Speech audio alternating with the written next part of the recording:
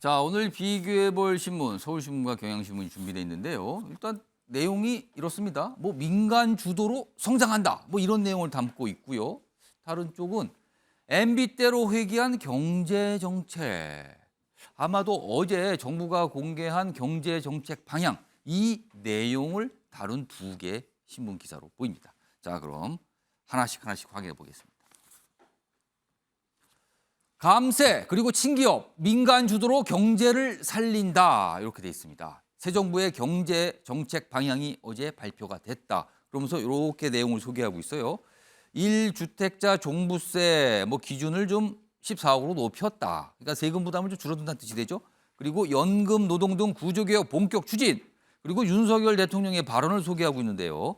위기일수록 민간과 시장이 주도해야 된다. 이렇게 뭔가 평가를 하고 있죠. 전체적으로 보면은요, 긍정적으로 뭔가를 이렇게 보도를 하고 있는 내용으로 보이죠. 평가도 그렇게 보입니다. 그리고 사진 함께 잘 사는 국민의 나라 뭐 이렇게 뒤에 써져 있는 배경을 놓고 회의하는 모습까지 싣고 있습니다. 다음 기사 보겠습니다. 자, 반면에 경향신문 기사는 좀 결이 다릅니다. 성과 못 낸 낙수 효과론 5년 만에 부활. 그러니까 앞서서 안 됐는데 또 등장했군요. 이런 뜻입니다, 지금. 윤석열 정부 첫 경제정책 방향 공개됐는데 법인세율 22%로 내렸고 부동산 세금도 낮췄고 대기업 고가 주택자 혜택 입었다. 여기에 뭔가 딱 비판의 지점이 있군요. 그러니까 부자들만 혜택 보는 거 아니냐 이런 시각이에요. 그리고요. MB 박근혜 정부 때 정책 판박이다. 뭐가 다른 겁니까? 증세 세계적 추세에 반하고 재정 건전성 우려도 있다. 이거는요. 보수 정당 쪽에서는 그동안 재정 건전성 그렇게 강조하더니 이거 증세가 아니라 감세 뭡니까? 또 이렇게도 지적하는 내용입니다. 이렇게 좀 결이 다릅니다. 자, 그럼요. 이와 관련해서 어제 윤석열 대통령의 발언 그리고 야당의 어떤 반응이 있었습니다. 들어보시죠. 위기에 처할수록 민간 주도, 시장 주도로 경제의 체질을 완전히 바꿔야 됩니다. 정부는 민간의 혁신과 신산업을 가로막는 낡은 제도 그리고 법령에 근거하지 않은 관행적인 이런 그림자 규제 이런 것들을 모조리 걷어낼 것입니다. 정부 여당이 꺼내든 첫 처방은 규제 완화와 법인세 인하 대책입니다. 인기 없이 흘러간 유행가를 또 틀기 시작한 것입니다. 결국 재벌 대기업에게 감세 혜택을 주는 것입니다. 실패로 끝난 MB 정책 시즌2를 만들거나 박근혜 정부의 무능한 전철을 제발 밟지 않기를 바랍니다. 자, 신문기사 두 가지 좀 다른 신문기사 비교해봤죠. 그리고 영상으로도 약간 다른 입장과 주장도 비교해봤습니다. 자, 두 분 패널께 어떻게 보셨는지 의견을 각각 좀 들어보죠. 판넬을 좀 미리 준비해서 좀 의견을 좀 써달라고 질문을 드렸어요. 먼저 박봉건 의원 어떻게 평가하시겠습니까? 윤석열 정부의 첫 경제 방향을 발표를 했는데 예. 민생이랄지 물가랄지 그리고 노동개혁, 연금개혁, 교육개혁 아주 많은 부분을 총망라해서 발표를 했습니다. 예. 그런데 그 정책 방향에 관통하는 화두가 바로 국가 개입주의에서 민간 자유를 우선시하는 민간 주도 경제로의 국가 경제 패러다임 전환이죠.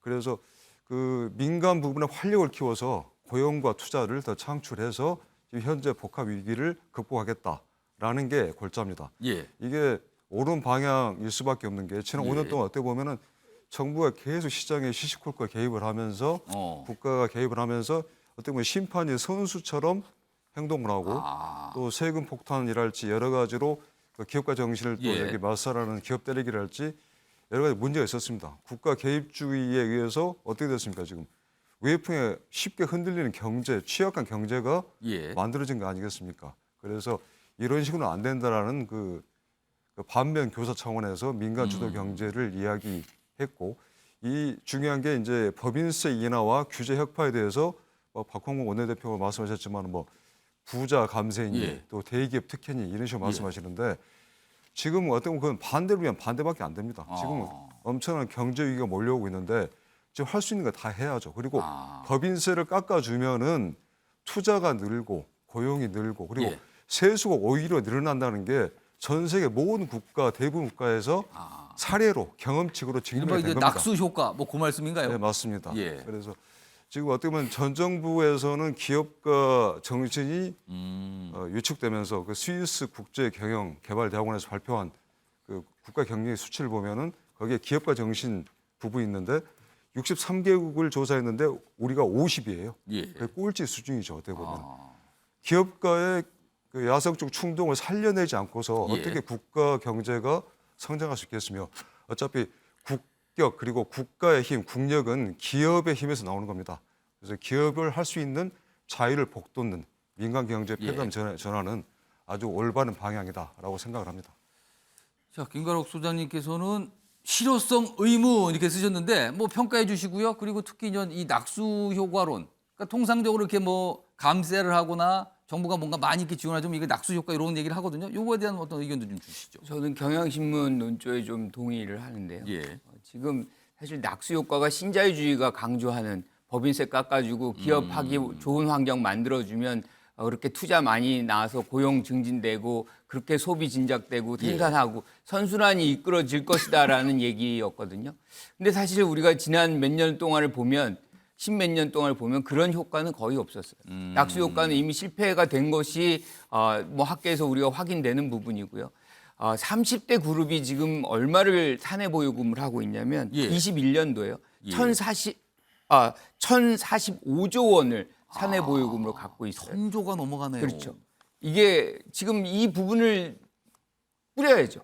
아. 투자해야죠. 그래야지 예. 실질적인 낙수 효과가 나오는 거죠. 예. 그런데 이걸 1,045조 원을 들고 있다는 거예요.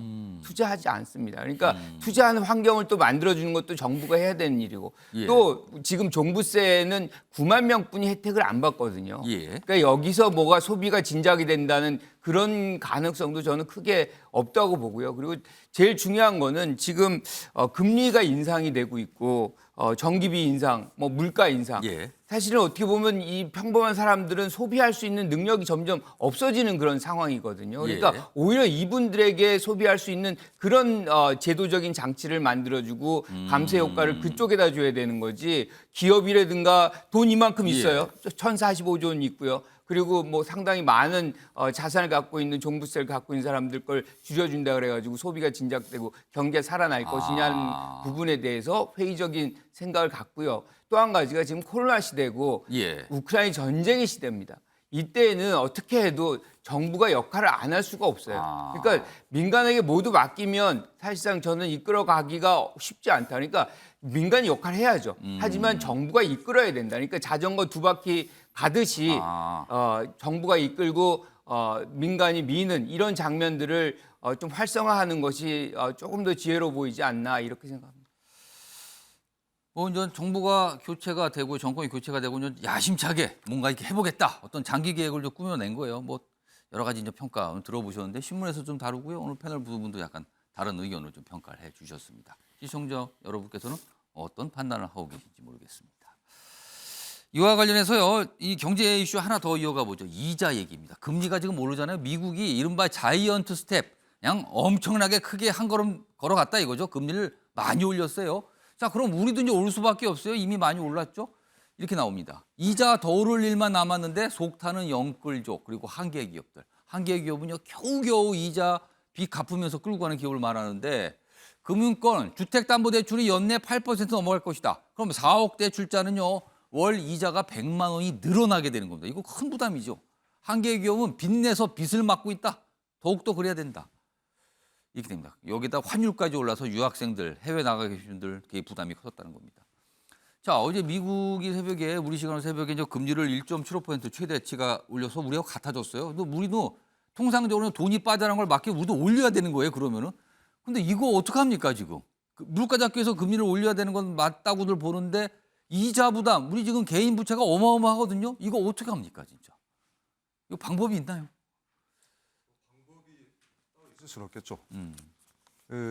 일단 방금 말씀하신 대로 지금 한미 금리 차가 역전되는 지금 상황에 놓여 있기 때문에 예. 한미 금리 차가 역전이 되면 당연히 더 안정적인 달러화에 대한 수요가 높아질 수밖에 없고 자금도 유출되는 그런 상황을 맞을 수밖에 없기 때문에 우리가 연준의 그 자이언트 스텝까지는 아니겠지만은 빅 스텝을 밟아서라도 한미 금리 역전되는 것을 좀 막는 그런 상황이지만 우리가 갖고 있는 가장 큰 문제가 가계부채 아니겠습니까? 우리가 1,900조 원쯤 되는데 예. 이 중에 77% 정도가 변동 금리입니다. 아, 이자가 올라가면 대출 금리도 올라가는 체제이기 그렇죠. 때문에 영향을 받게 돼요 지금. 그렇죠. 저희 나라가 지난 8월 달부터 거의 10개월 사이에 5차례 금리를 올려서 1.25%포인트 올렸는데 1.25%포인트 올리면서 가계가 추가로 부담해야 되는 이자가 16조 5천억입니다. 근데 지금 이게 끝이 아니란 말이에요. 미국이 올렸기 때문에 예. 우리도 올려야 되고 그러면은 연말에 3%대까지 금리가 올라간다 그러면은 추가로 또 16조 5조 원의 예. 추가 부담이 생기게 되는 거고 33조 원의 추가 이자 부담이 생기는 거죠. 그래서 제가 기대하는 거는 제가 좀 바라는 거는 어차피 우리 금리를 올릴 수밖에 없지만은 연준을 따라갈 수밖에 없지만은 그래도 최대한 금리 인상 시점을 늦추고 그 규모, 속도를 늦추면서 그 폭도 낮추는 게 필요하지 않나 싶습니다. 참 어려운 과제를 좀 만났습니다. 뭐 우리 정부의 경제팀 아마 고민을 좀 많이 하고 있겠죠 지금.